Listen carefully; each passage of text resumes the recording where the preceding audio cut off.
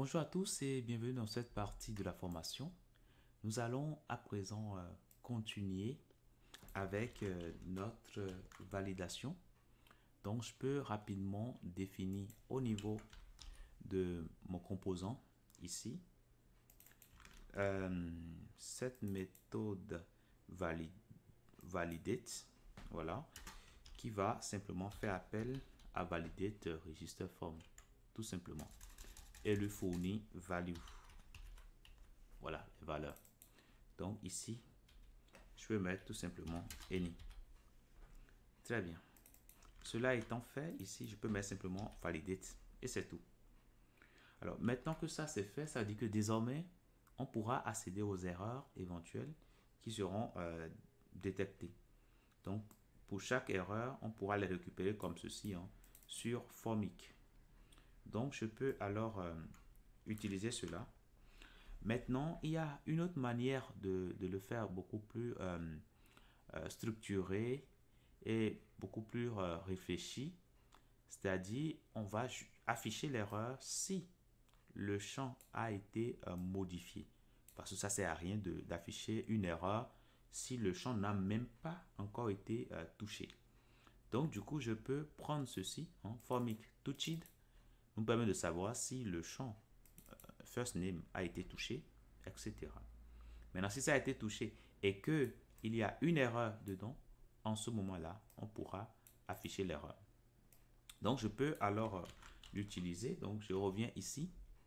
Au niveau du champ email, pardon, full name, je peux le faire ici.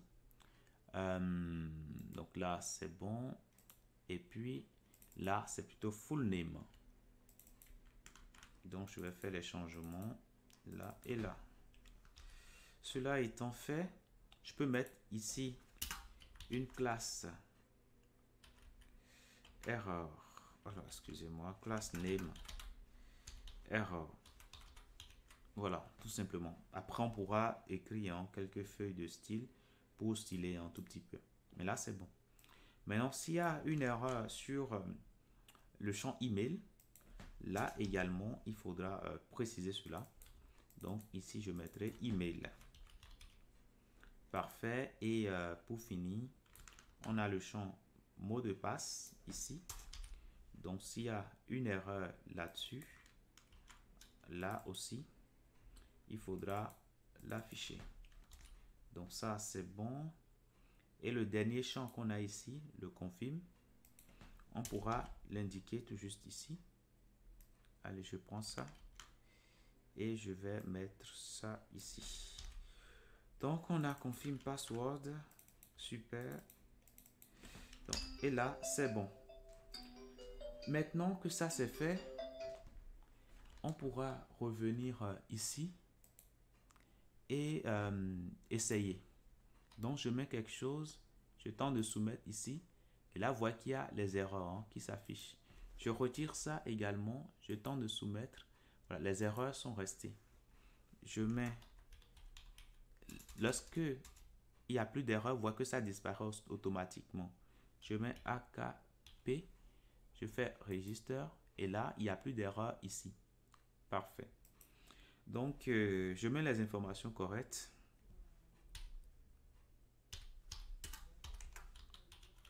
Mon email, je mets l'email.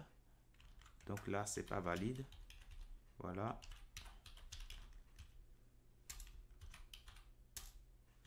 Après ça, le mot de passe. Je mets le mot de passe. Maintenant, qu'est-ce qui arrive si les mots de passe ne correspondent pas? Et c'est justement le cas. Donc, on pourra alors préciser cela au niveau de notre validateur que nous avons créé tout à l'heure. Validate register form. Donc, ici, on regarde est-ce que si ça n'existe pas, on dira que c'est requis. Si ça existe, là, on va regarder rapidement si, donc else, if, si ça existe et que c'est différent,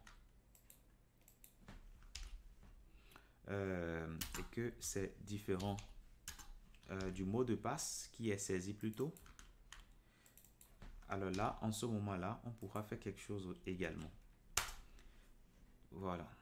Donc, je vais alors générer une erreur. Password. Alors, the password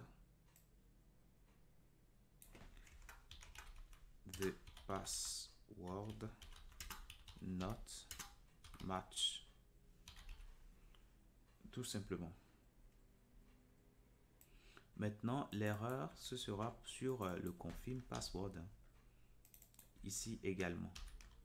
Voilà, donc là, c'est bon.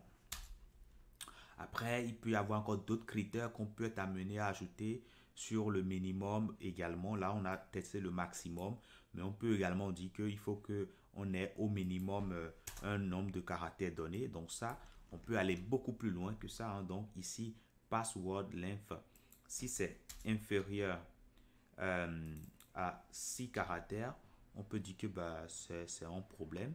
Donc password must be 6 mort. Donc ici, voilà, tout simplement. Si c'est inférieur, donc ça c'est bien. Et ça aussi, ce serait utile pour nous de le faire également ici. Parfait. Donc du coup, je reviens ici, j'actualise. Je commence par mettre mes informations.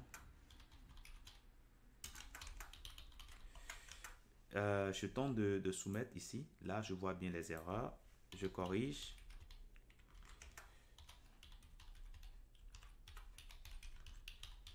Là, c'est bon. Mon mot de passe. Je mets le mot de passe. Parfait.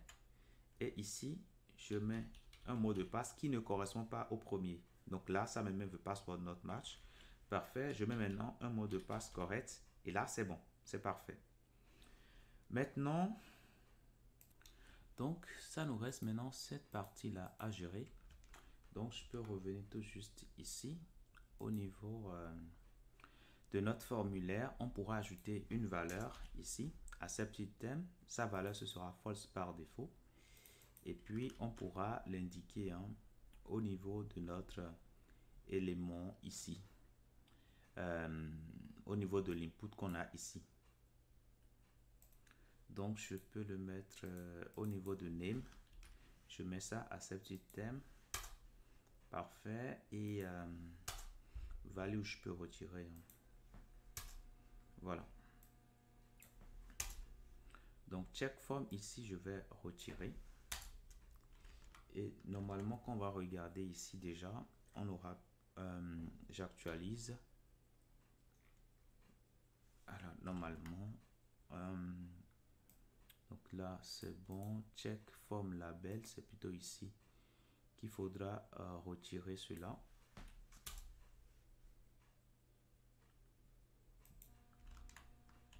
Et là, c'est bon. Donc, on va alors écouter chaque fois qu'on va cocher cet élément-là. Donc, du coup, étant donné qu'on a déjà mis ici dans les valeurs initiales, ça veut dire que le validateur va pouvoir passer là-dessus. Maintenant, nous allons lier ce champ-là rapidement. On va l'écouter. Donc, je viens là. Et sa valeur, c'est accepted. Voilà, comme ça. Parfait. Maintenant, type boolean, string a number. Donc ça, on n'a pas vraiment besoin de valeur ici. On peut retirer. Et je vais rapidement essayer. Je mets mes informations, faire register ici. Et là, vous voyez que accepted est à false. Parfait. Quand je vais cocher, là, je vois maintenant que c'est à true. Parfait.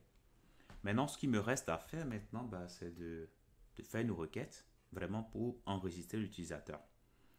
Donc, c'est ce que nous allons commencer par faire tout à l'heure. Au lieu d'afficher directement les informations comme ceci, non, nous allons envoyer les données au serveur.